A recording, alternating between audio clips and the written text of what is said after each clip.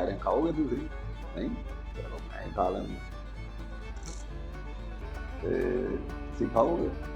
ਨਹੀਂ, ਮੈਂ ਹੀ ਟਰਾਈ ਕਰ। ਤੇ ਤੁਸੀਂ ਖਾਓਗੇ?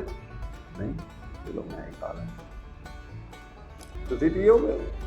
ਨਹੀਂ, ਚਲੋ ਮੈਂ ਹੀ ਪੀ ਲੈਂਦਾ। ਤੁਸੀਂ ਤਾਂ ਨਹੀਂ ਖਾਓਗੇ? ਮੈਂ ਹੀ ਖਾ ਲੈਂਦਾ, ਨਾ ਹੀ ਖਾਣਾ ਤੇ ਚੰਗਾ ਹੈ। ਤੁਸੀਂ ਪੀਓਗੇ? ਨਹੀਂ, ਚਲੋ ਮੈਂ ਹੀ ਟਰਾਈ ਕਰ। ਖਾਓਗੇ ਤੁਸੀਂ? ਤੁਸੀਂ ਖਾਓਗੇ? ਨਹੀਂ, ਅੱਛਾ ਚਲੋ ਮੈਂ ਹੀ ਖਾ ਲੈਂਦਾ।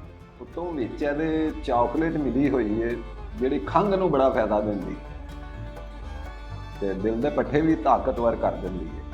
ਇੱਕ ਹੋਰ ਫਾਇਦਾ, ਦਾੜ ਦਰਦ ਕਰਦੀ ਹੋਵੇ ਨਾ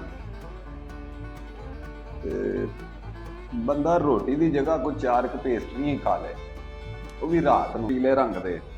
ਮੈਨੂੰ ਤਾਂ ਲੱਗਦਾ ਪੋਪਕੋਰਨ ਨੂੰ ਯਰਕਾਨ ਤੇ ਨਹੀਂ ਹੋਇਆ ਕਿਤੇ। ਕੋੜੀ ਚੀਜ਼ ਦਾ ਇੱਕ ਫਾਇਦਾ ਵੀ ਹੁੰਦਾ ਜੇ ਖੂਨ ਵੀ ਸਾਫ਼ ਕਰਦੀ ਹੋ। ਸ਼ਾਇਦ ਉਹ ਤੁਹਾਡੇ ਲੋਕਾਂ ਨੂੰ ਨਾ ਪਤਾ ਹੋਵੇ, ਪਰ ਮੈਂ ਤੁਹਾਨੂੰ ਦੱਸ ਦਿਆਂ ਇੱਕ ਗੱਲ। ਜਿਹੜੀਆਂ ਹੁੰਦੀਆਂ ਨਾ ਹਾਮਲਾ ਬੁੱਢੀਆਂ, ਜਿਨ੍ਹਾਂ ਦਾ ਕੋਈ 5ਵਾਂ 6ਵਾਂ ਕੋਈ 7ਵਾਂ ਮਹੀਨਾ ਲੱਗ ਜਾਏ, ਉਹਨਾਂ ਨੂੰ ਚਾਹੀਦਾ ਇਹੋ ਜਿਹੀਆਂ ਗੋਲੀਆਂ ਖਾਣ। ਜਿਸ ਬੰਦੇ ਦੀ ਖਾਂਸੀ ਨਾ ਹਟਦੀ ਹੋਵੇ, ਉਹਨੂੰ ਗੱਲਬਾਤ ਕਰਦਿਆਂ ਵੀ ਖਾਂਸੀ ਆਉਂਦੀ ਹੋਵੇ, ਉਹ ਅਗਰ ਇੱਕ ਚਾਕਲੇਟ ਖਾ ਕੇ ਉੱਤੋਂ ਅੱਧਾ ਕੁ ਕੱਪ ਚਾਹ ਦਾ ਪੀ ਲੈਣਾ, ਉਹਦੀ ਖਾਂਸੀ ਸਹੀ ਕਰ ਦਿੰਦੀ ਹੈ ਚਾਕਲੇਟ। ਬੰਦਾ ਖਾਵੇ ਬਿਮਾਰੀਆਂ ਤੋਂ ਵੀ ਬਚਿਆ ਰਹੇਗਾ। ਇਹ ਜਿਹੜੀਆਂ ਮਿਹਦੇ, ਜਿਗਰ ਦੀਆਂ, ਹਾਰਟ ਦੀਆਂ ਬਿਮਾਰੀਆਂ, ਬਲੱਡ ਦੀਆਂ ਬਿਮਾਰੀਆਂ, ਬੰਦਾ ਖਾਵੇ ਨਾ ਤੇ ਇਹਦੇ ਨਾਲ ਇਹ ਬਿਮਾਰੀਆਂ ਨਹੀਂ ਉਹਨੂੰ ਲੱਗਣਗੀਆਂ, ਕਿਉਂਕਿ ਨਮਕੀਨ ਜਾਂ ਲਾਈਟ ਨਮਕੀਨ ਬੜਾ ਬਿਹਤਰੀਨ।